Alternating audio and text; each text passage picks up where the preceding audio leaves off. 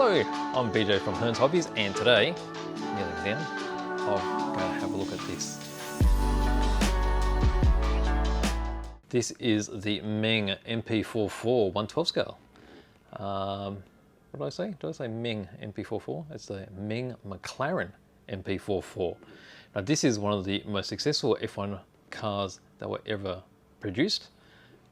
This was the last of the turbocharged cars in 1988, and this had the greatest win rate of any F1 car up to date until 2023, where it was surpassed by the Red Bull cars. So let's have a closer look at the box top. All right, so from the top, let's have a look. Some really nice artwork here, and you can see how sleek this particular car was. Now, being a turbo car, it had a very small engine. It was 1.5 litre. It was a V6 turbocharged by Honda. And you notice how low the cowling is, and they had the rollover hoop here. Now, during the same year, there were also other teams that were using naturally aspirated cars, which were going to come into effect the following year.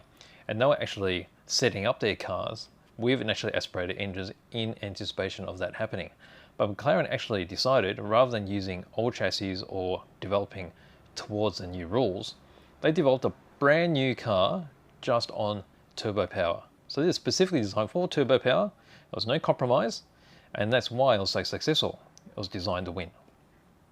So we have 1988 had Prost and Senna, and the Honda engines that were so powerful from Williams powering these up. So MP4 is actually the designation of a series of McLaren F1 chassis, and they were the first to start using carbon fiber as the monocoque.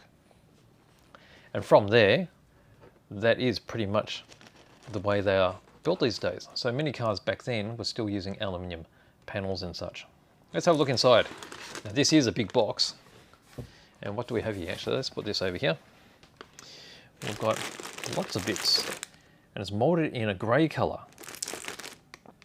Now I would have thought a white would be more fitting, because white would be, I guess, easier to cover than the grey it is here. But a lot of people actually would grey prime their models now anyway, so it doesn't really matter. And I guess grey also helps you see all the imperfections that may already be on here. With white, it can be washed out quite easily with some bright light. So there are positives and negatives. Those who wanted to just paint white straight onto this will probably have a bit of a trouble with the colour, so perhaps a white primer would help with that. But let's get into looking at all the individual bits. Let's put this aside. It's going to take up a bit of room, I think. Let's start off with the first lot of sprues. Now, can we see that on my white background? It's probably not great, is it? Let's bring up my blue mat. Give it a bit of contrast. All right, how's that? That's probably a bit better. Much better. So I'm going to see, being 12 scale, everything is quite chunky. These are the side plates on the rear wing, and then you've got the side panels for the front wing. Air ducts for the sides. You've got the rollover hoop right there. So you can imagine the car is going to build to be about this sort of length. So it's going to be 30 to 40 centimeters. We've got the body panels here for the rear part of the cowl. You've got the drive shaft cut out right there. These look like drive shafts there. And we've got the drive shaft exits from the gearbox. A couple of hose joiners there, and then these are probably the brake boosters. They'll go on the front of the monocoque. Let's have a quick look up close. Let's see the surface detail. Just get this focused. A bit tricky to focus on light colours. How's that? That's pretty good, I think. You can see all the fine, what do you call that? Cross drilling, is it? On those outputs. These are the drive shafts here, and they're ball jointed. I can't remember if I checked this, whether or not this had working suspension. I have the suspension that it may do. You've got the rear vision mirrors here. That'll be like that. And then on here, there will be an insert for the mirrored section. And you notice that all these parts, locators, are quite chunky. Now that's to make assembly easier. And you can see the locators here for the aerofoil. If you compare that to, say, Tamiya kits, that is quite, I guess, overscale. So if you're really picky with how you want to put things together, that might be a bit hard to manage. And these ones too. Or I guess you can paint those black and it'll hide them a bit. Or if you're really picky, you cut those completely off so that it'll be a finer detail. But for most people who don't build 12 scale often, there are a lot of bits. So this will make your construction much simpler. The back section. And it's nice how they're marked right and left because they do look very similar. There's the bottom of the rollover hoop. It's nice how it's all one piece. And then we have the side plates here on the front wing. You see the rivets along the bottom. And then if I spin that around, you'll see all the different holes there too for the different angles of the setting of the aerofoil. And they're really nice and crisp. Some of the hose connectors. And then over here, there could be a mount for the computer. We've got the booster bottles there for the brakes. Okay, so there's one set of sprues. Actually, I've missed something in here. The windscreen's in here. Let's get that. There we go, there's a windscreen. So I'll pull that out of here. Oh, actually, it's like a tape. Low-tack tape.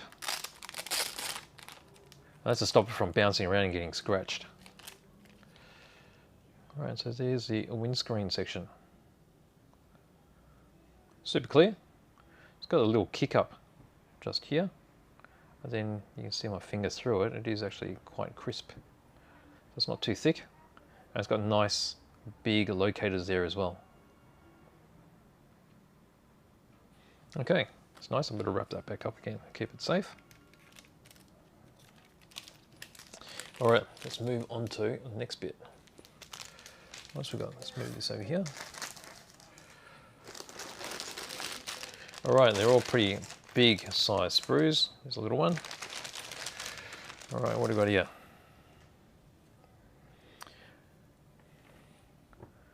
We have some engine components. Okay, so it looks like engine block sections here, parts of the V. You've got induction, you've got the steering wheel, the computer there. There's a working suspension. There's actually the rack for the rack and pinion steering system. Another computer on the side here. I'm not too sure, these could be engine mounts. That looks part of an engine mount there.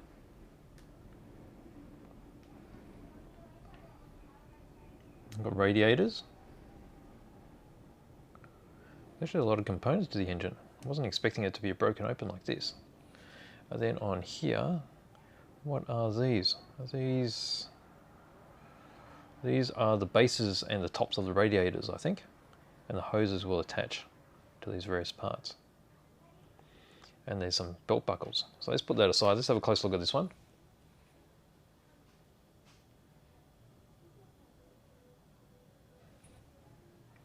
Okay, so let's start from this corner. So this is D sprue. Got some of the computer type stuff which are mounted on the side pods.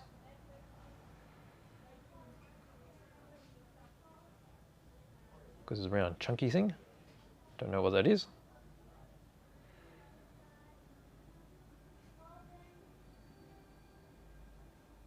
Engine components.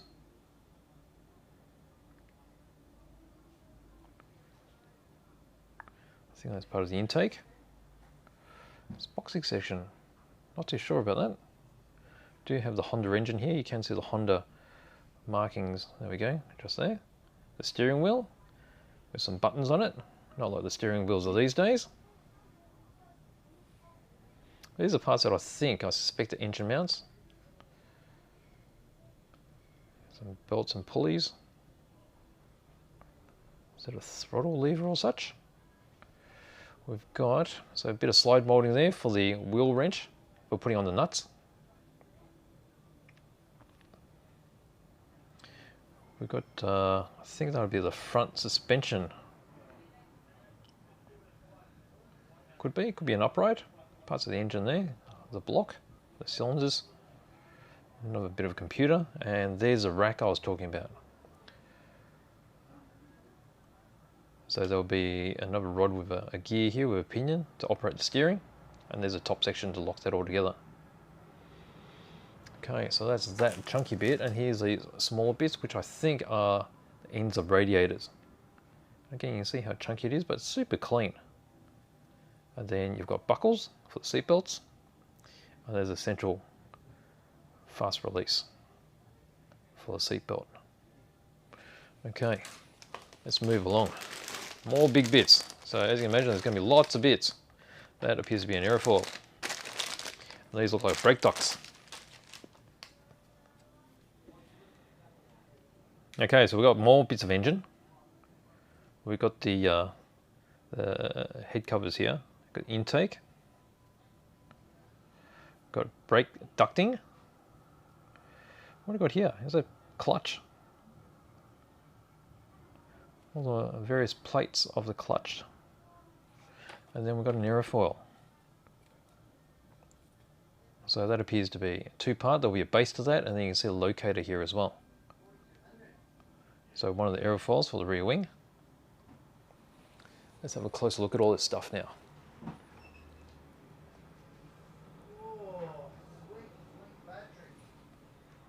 Well, there's a pinion. That'll be for the steering. Got that intake manifold. It's quite chunky, isn't it? And then these cam covers. That'll be cast. They look really nice. You get the really prominent Honda written on them, and they would have been machined with a raw silver finish. So you just dry brushed that with some silver. We've got the vertical supports for the rear wing. So this is part of the engine, or I should say gearbox parts. You've got the pedals here. The pedals are nice because they've got some texture in them. Some grips. You've got the dashboard right there. The steering column goes through the center. More engine components. Some more ducting for the brakes. And there's those clutch bits. Wouldn't have thought that would be visible, but maybe that's part of the building experience. Okay, so that, and then here's the aerofoil. So you can see the shape of the aerofoil there. There'll be a bottom panel, and you can see those locators, and then locators for the side panels as well. Okay. What do we have here? Alright, so still another couple of sprue here, little one there. And then we've got radiators. So those radiator tops I showed before, they're probably for the top and the bottom of these radiators here. There's a lot of hosing, a lot of plumbing. Got the turbo right there. Are these exhausts? They would be exhaust stacks.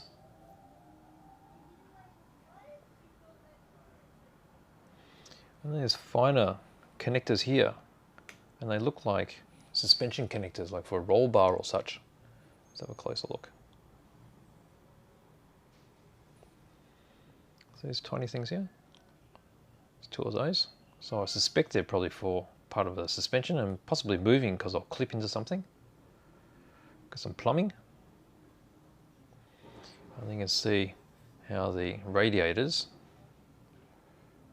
they're multi-part, so there's probably going to be another section fitting over here, probably photo wedge I'd say, for the radiator texture. These look like the brake booster lower parts. There's the anti-roll bar. So I suspect that this anti-roll bar here is connected this to one of the suspension arms.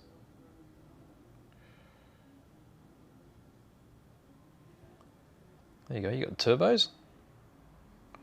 So left and right here, and also the other side. And then we've got sections of exhaust. You've got exhaust manifolds here and here. They're multi-piece as they go around. And these look very similar, oh, I think they're parts of the rear wing, the upright strut. Okay, so from there, what have we got on this little section? And a really fine plumbing. These look like spark plug leads. Parts of the fuel supply, maybe? They're pretty fine. Nice. Alright, what do we got here? Got some chunkier bits coming along. We have some red here. Oh, I won't need to take that out of plastic, I don't think. So that'll be for the brake light, or the rain light, I guess you call it. It's quite small.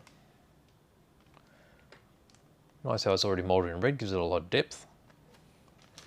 And then we have the front wing section. So this is designed to lift off, so you can see all the detail on the front.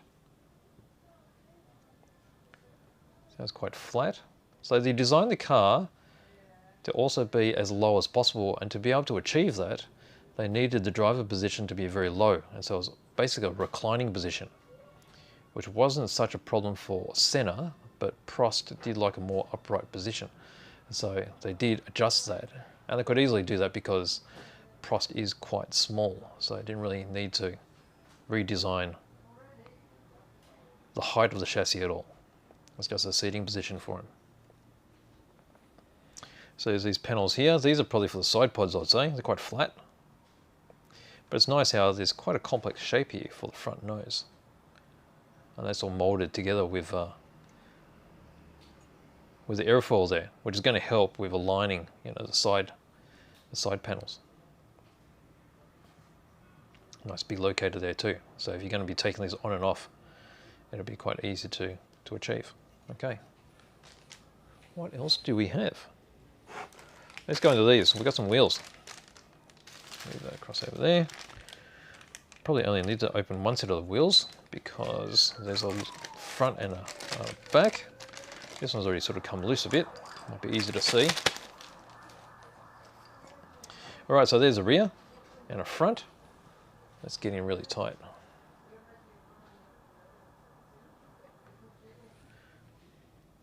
Alright, so on the front you see all the fine milled detail in the wheel. Section there for the valve. You can see how that's quite narrow compared to the rear. So quite wide rears. And then on the inside, got that detail. So we've got the sidewall ribs that'll help hold the tires in place. And here is the rear. So again, you've got valve section.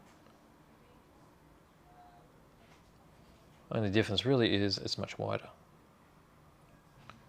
Okay, so some nice wheels there.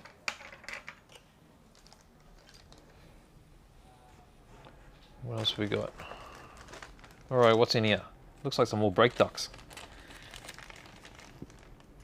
Two identical sprues here.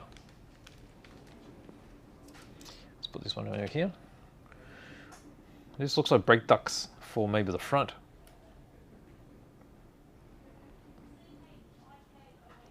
And then this part, which could be engine.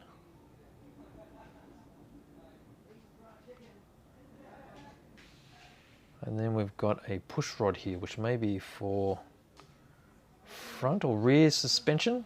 And it's got another C-type clip. If we're getting close, let's have a look. I don't know, I'm not an engineer, so I can't recognize all the bits, but I mean, that's pretty obvious to be a push rod.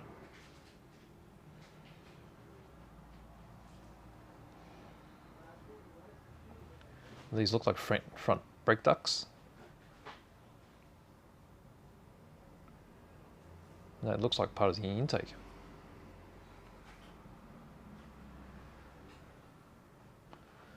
Okay, so you get two of them. And then we've got this. This is unusual molding. Really wide molding. And this is slide molded. You can see by the ways that you got these flat sections so that they could actually get the detail on the side of the engine. Is that the engine? Why are there two of them?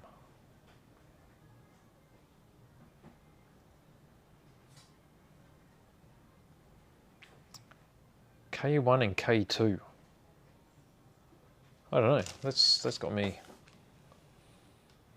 confused. Here we go. So here we go. That looks like engine block, right? And then you got this side. Very different number. I'm sure the manual is going to tell us all. You can see how nice the detail is on the side there.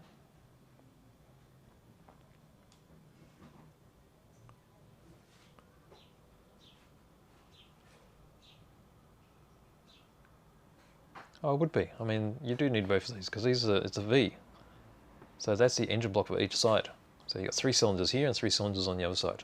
There you go. Silly me. All right, worked it out in the end. All right, let's stick that over there. All right, what have we got here? We've got some body components and some gearbox. Let's start stacking it up over here, I think. All right, so I've got 2 sections there. All right, we've got gearbox, which is pretty obvious. And then we've got sections of the side pods, which would house the radiators. Very chunky. Let's get in tight. Let's see how big these parts are. There's my finger there. So side pods all connect to the side of the monocoque. And then you've got your gearbox here with the wing mount from here, and then that would be the rain light. Your drive shaft outputs would be around here, and then we'll have our engine connected at this point. Okay, and then we have this part. So more engine components, and then we've got some uprights. We've got the, what would that be? That'll be rear upright, I'm guessing. I'm not sure. So there's 2 sets of uprights, left, right, left, right.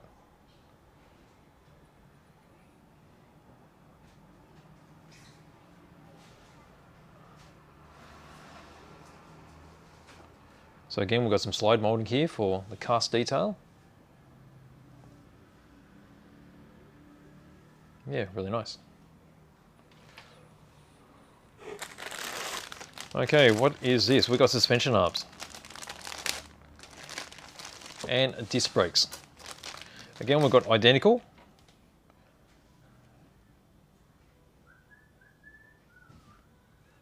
Are they identical? They are.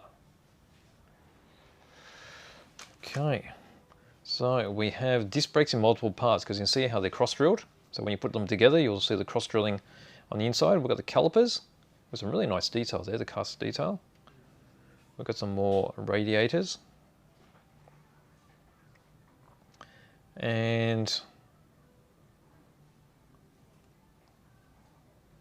these are the chassis stands.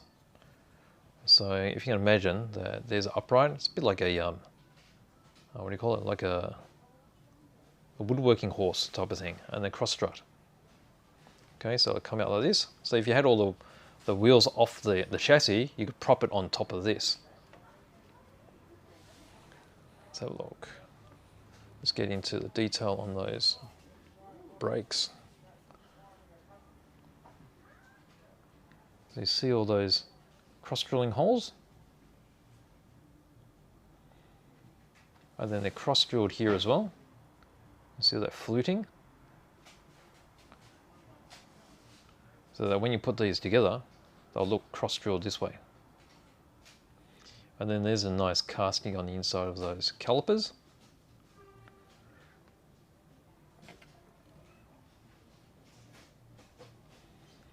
And it looks like some radiators. And again, I think this photo which that goes over here for your radiator detailing. And there's those supports, chassis supports. Okay. All right, this appears to be the last sort of wide sprue in here. Again, we've got 2 sections. Very chunky parts here. We've got the seat. This appears to be the bottom of the monocoque. There's the cockpit interior. Got some aerofoils here, so that this was the slots would be the lower aerofoil because the mounts for the rear wing are here. And then what are these bits? These must be for the front of the monocoque, and the suspension arms will be poking through here, and your steering rod, and you get a nose section here. So this would cover up just in front of the driver's feet. And again here, so these two will be together. And then we've got a section of front wing here. Let's have a closer look. There's a seat.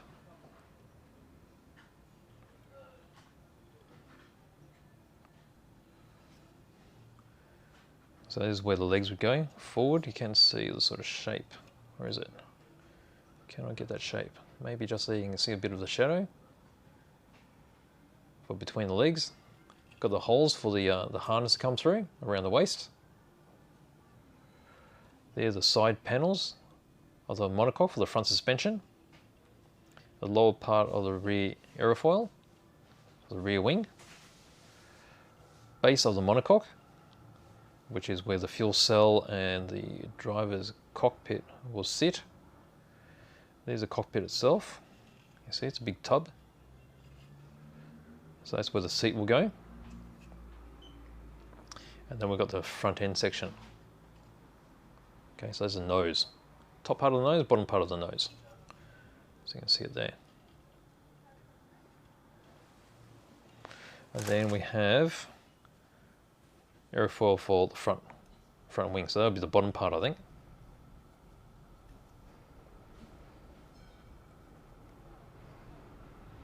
Big locating points for the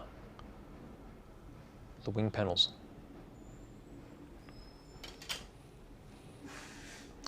Okay, what have we got left? We have the monocoque, the carbon fiber monocoque. It's a chunky bit of moulding there. So you can see how the floor will connect onto here.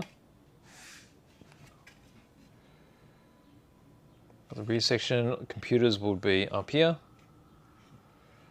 You got little nipples here to take, I would say, vinyl for the cabling. This is where the side pods will attach with the radiators. Front nose section will attach to this. You'll be able to see the brake booster bottles here. You can see the hole there where the steering column would go. It's really nice.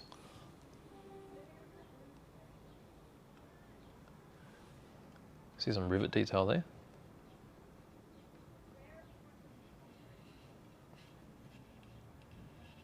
So suspension arms would attach to here. This is the point where those white sections I saw just before would go. So that'll be the white sections to look, I think. Maybe I'm getting this wrong. But there you can see the close up of the nipples there for the vinyl tubing. Locators for the pod covers. Beautifully molded. Okay. Actually, let's put this over there. We've got tyres, and they're rubber tyres, and they're quite heavy. They're really firm. So the thickness of this rubber across here would be probably 3 or 4 mil thick. So if you're familiar with, say, Tamiya type F1 rubber tyres, these are much thicker. And I guess the advantage of that is they're not going to deform over time with weight. Because there's so much material here, they're going to keep their shape. Now, obviously there's going to be a mold line, and then that can be quite easily buffed out and just sand that off. And it gives a used appearance. And then you've got a little bit of nubs here. They just need to be trimmed off with a sharp side cutters or a sharp knife. And you can see the ribs there where they'll fit perfectly into the wheel. So just trim those off. That should be easy enough to do.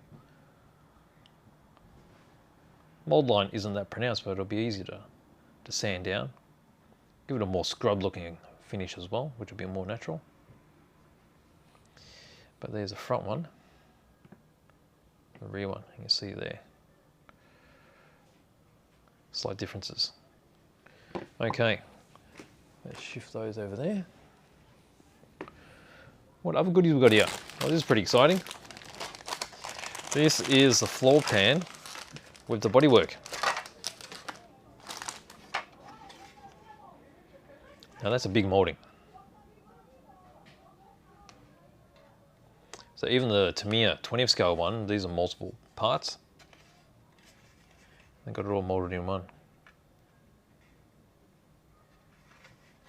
It's quite thick plastic, so you won't expect this to deform much. But like any F1 car, you want to make sure that you get all this dry assembled so it does sort of fit. There's your floor pan, and you can see where the radiators are going to mount up. It's really smooth down the bottom. Ground effects at the back end. Because one really important part with F1 cars is you want to make sure that all the panels fit properly after you've got it all put together. There's nothing worse than making a small mistake early on and then at the end nothing fits. Now, as I've just dry fitted this, like I said, they've got big locating holes, which I will show, and then they also have these points where you can actually screw it together. So you can use screws to pull it tight as well. Because you can see every plastic will have some warp in it depending on how it comes out of the mold. You never have anything totally perfect. But if you want to adjust that so that it was a dry fit, then you could use hot water, or this bottom panel might actually get pulled straight when all the other components are screwed in, such as the gearbox and the monocoque. So they're the things to look out for. You see how there's a slight gap there? And that's what you need to do on all of these interior detailed models if you want a perfect fit. So you can see the gap there. And also that makes sense why they've got the screw holes there too. You can pull it all tight. But if you want to display it so you can easily take it on and off, then yeah, you can either replace that with magnets. The magnets will pull it enough to give a nice flush finish. Or you can just leave the screws in there and just unscrew it each time that you want to display. There you go. So that is really nice, and they're the biggest bits out of the whole kit. There's a floor pan. So the mouldings there, 2023, Meng. It is really chunky, very thick. It's not too thick that it looks out of scale. Some of those bits before, they're more engineered for longevity so it doesn't sag. So like I said, very, very early, some of those panels, like the panel that covers up here, if you didn't like those big locating points, then you could cut them off and then replace them with something smaller. But that's up to you if you want to do the scratch building. See here how there's some fine rivets as well. You do have some injection marks. Actually, I didn't notice that many injection marks before, but on such a big piece, I guess you look out for them. Parts like this, if it was me, I'll fill them in.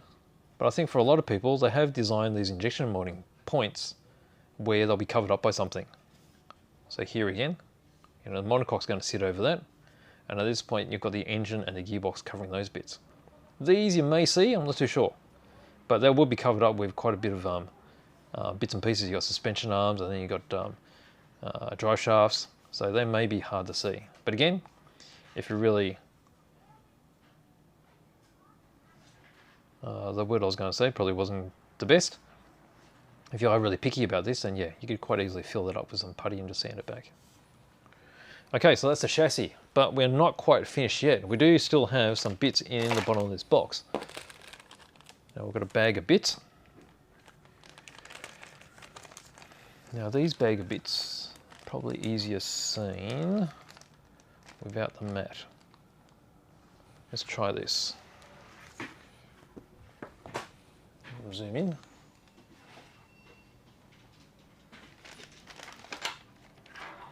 Okay, so this is sort of similar to a 12 scale Tamiya kit. We've got a little screwdriver which is handy because not everyone has screwdrivers this small. We've got some of the vinyl tubing. That's for electrical connections and some of the plumbing. We've got some nuts, which will be for the wheels, and then little tiny screws as well. A lot more tiny screws here, which will be used all throughout the build, including the bottom of the chassis, holding down the body. Some thicker tubing. Then in this bag we have the steering column, some chunky screws, and then some springs. So hopefully these are for the working suspension. I'll put these back. But there are more little bits and pieces too. Don't want to lose those. From there we've got a box of white metal suspension arms and push rods. And these are magnificent. So they're already quite shiny. And if you've ever done any of those Tamiya ones, which are like the MP4 6 or the Williams, they do have quite a matte finish. So these have probably already been tumbled to get that clean effect. Got a variety of push rods. So you got your steering push rods, and then there'll be suspension push rods.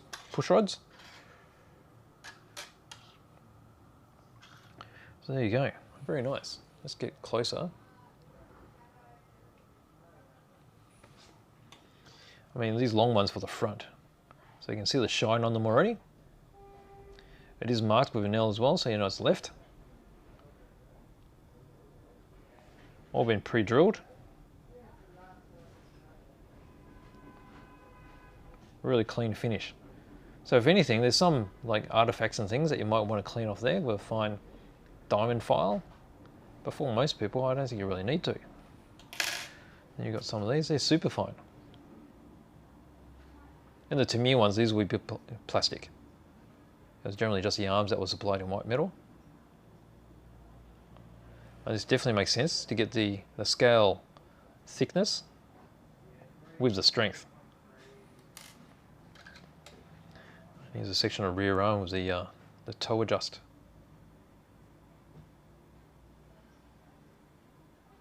Really nice. All right, but there is more. It is a big kit, so stay with me as I pack this up and we'll get into the rest of the bits. Still haven't gotten to the manual yet. I don't want to lose any of these small bits, all really important. Okay, put that over there. What do we got now? All right, so we've got a big bag of decals, photo etch. Let's see what we've got.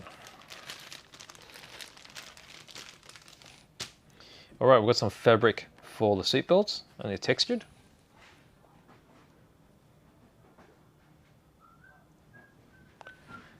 So you can just see the texture there. It's actually weaved and pre-cut, so they're self-adhesive.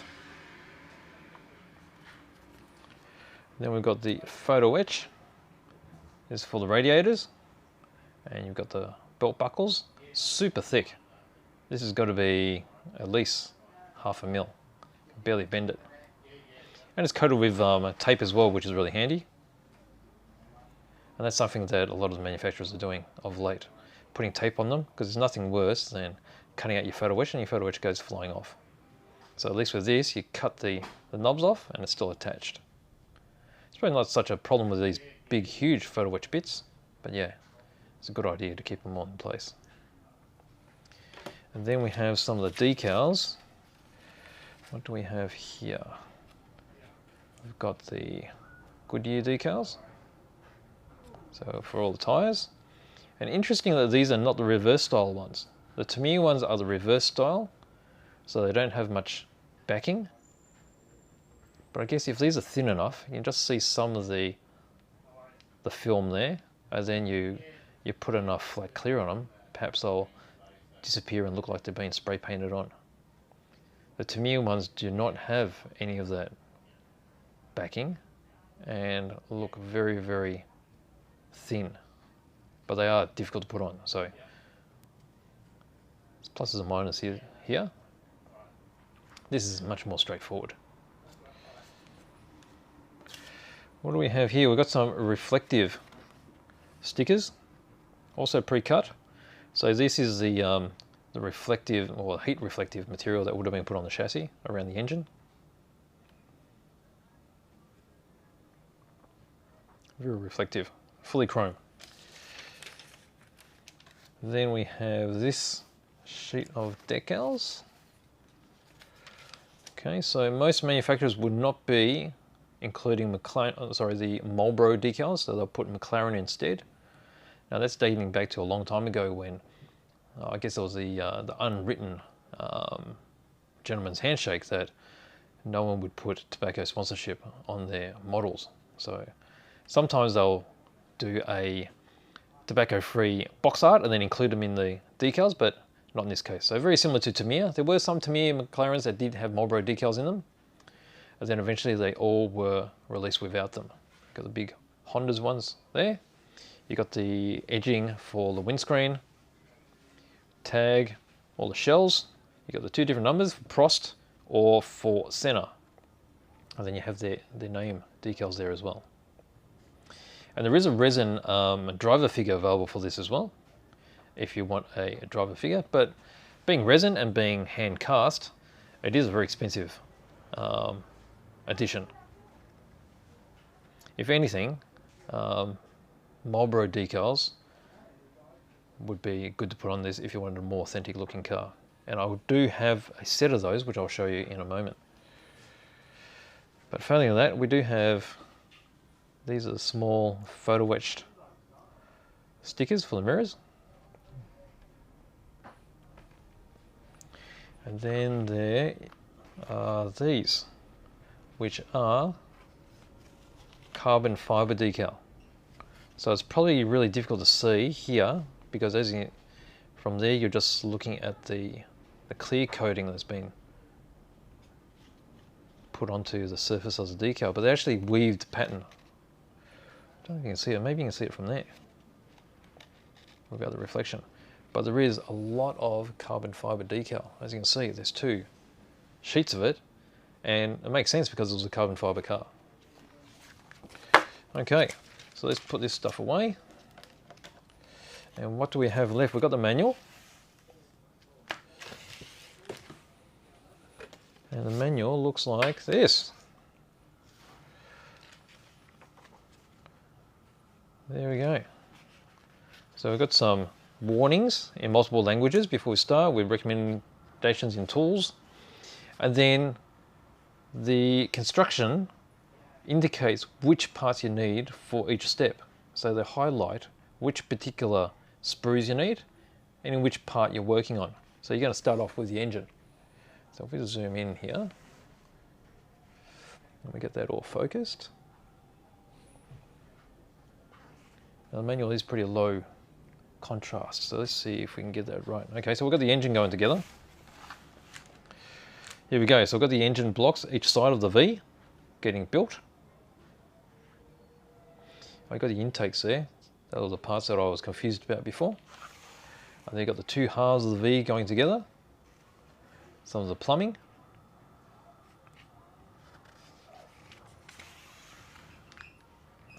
Some more plumbing here. Connections to the clutch. And there we go. So the clutch is all these various plates put together and then placed onto the engine. Section 2. This is going to be rear suspension and gearbox. So hence the gearbox components and suspension arms. So gearbox halves together first. And then all the various bits and pieces. Here we go. We've got a shock here with a spring. Now looking at the shaft, that does not appear to be working. But I think if you were really clever, you could probably make that work. And we've got the top section of the gearbox. Got a radiator. Got the sway bars with those clips. And then we've got some of the hydraulic lines. Got the drive shaft, so it's ball jointed here, goes through the coupler, and it's glued on. So the drive shaft will be moving. And then we get into disc brakes. So you've got the two halves here with a nut inside. You've got the twin calipers, brake duct, and then a screw that goes through the center there, so they can put a nut onto the shaft after you connect the wheel. There's those side panels. So they're the bits that had those big chunky locating parts. But seeing how they're attached quite close, perhaps that's not such an issue. Suspension arms going on. Now they appear not to be working suspension, they're just pins. And then we've got the connecting rod to the shock. And then we've got the uprights, the rear uprights getting put on. And then there's a marry up of the gearbox with the engine. So I guess if you put the cowling on top of the car and you took out the engine, you probably display that separately with the clutch on display. And see here how it's all screwed together. So easy to pull it apart for display purposes. Alright, part 3. This is more engine components. So engine parts assembly they call it. So you got some spark plug leads, I think, or no, they're injectors, I'd say. Got some more fuel line there. Now this is that big chunky thing. Is that an oil tank?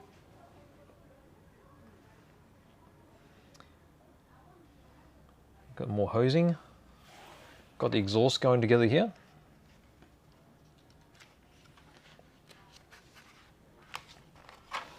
And then we've got cockpit.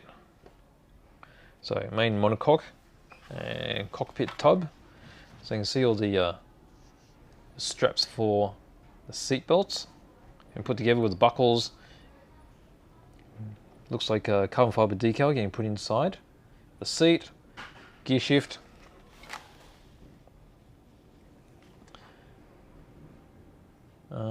Is that the gear shift? No, that wouldn't be the gear shift. Got other seat belts there. Got decals for the seat belts. Then more decals going on the outside of the monocoque. And then the tub getting screwed in. And then we've got part 5, which is the front suspension assembly.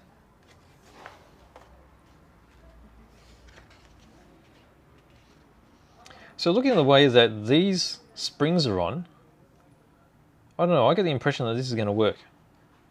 But again, those arms do not have any locating, like pivoting points. We've got the dashboard, all getting mounted up. We've got the computer here. Steering column, the pinion getting pressed on, put into place and then screwed in. We've got the rack going together. Your brake boosters.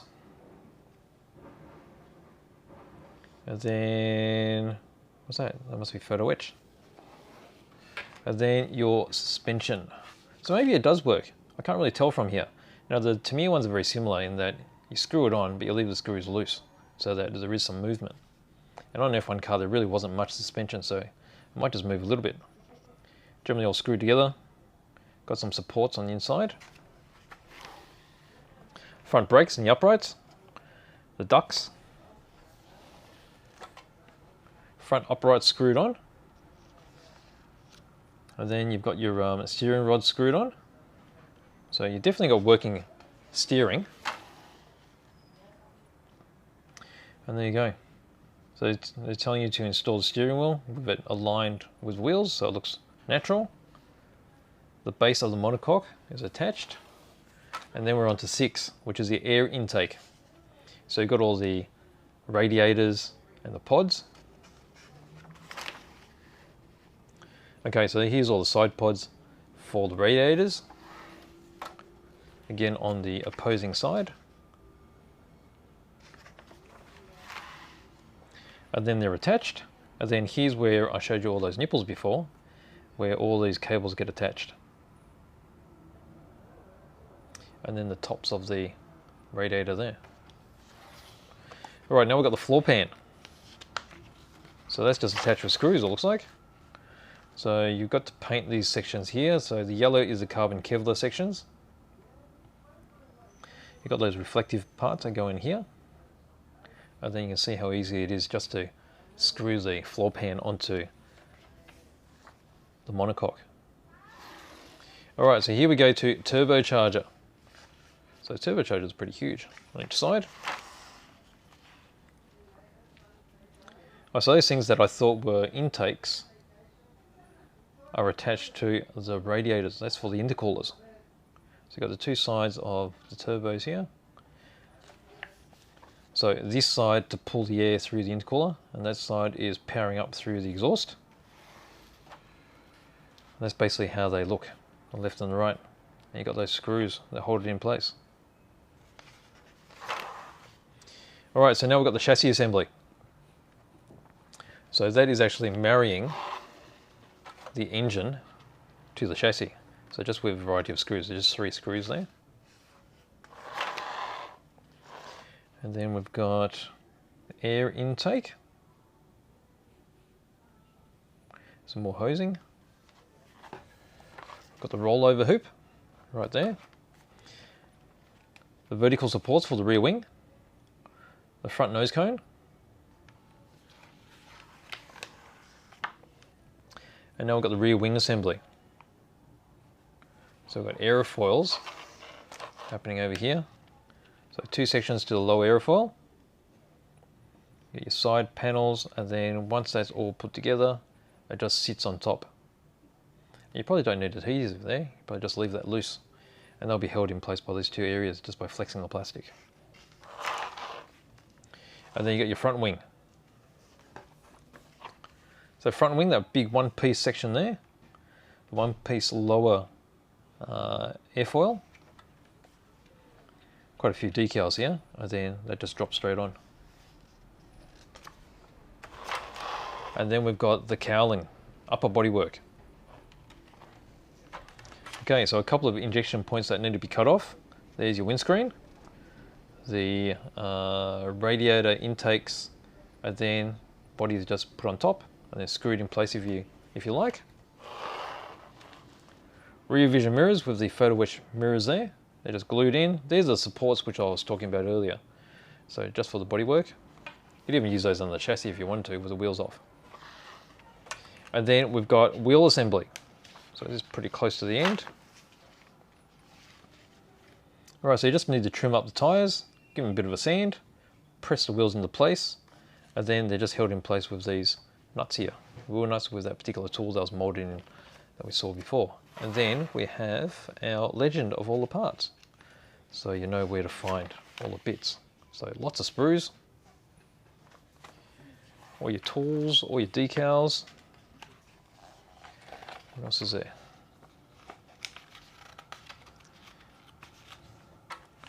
And painting instructions. So classic Marlboro, white and red. And your color selection. So we've got Chinese description of the colors, English, Japanese, Russian, and then Meng colors, and then accretion colors. And that's it. So that's the manual there, all done. Now I was going to show you the decals, which I've hidden here somewhere. Where are they? So these are some decals they can get to suit this, which make it much more authentic. So they also include some tyre stickers as well. And there you go, for the McLaren MP4. So these are made by Museum Collection in Japan, but I think there's other brands of decals as well, but these are very nice and crisp. Okay, so there you go. So that is my open box review of this. Let me turn it out the right way around. The Meng 1/12 scale McLaren MP44 from 1988, driven by Senna and Prost. And I think it was the champion winning car, and it was the most successful F1 car up until 2023. Most wins in a season. So there you go. So if you liked this video, please give me a like below, and if you'd like to see more content, please consider subscribing. So thank you for joining me.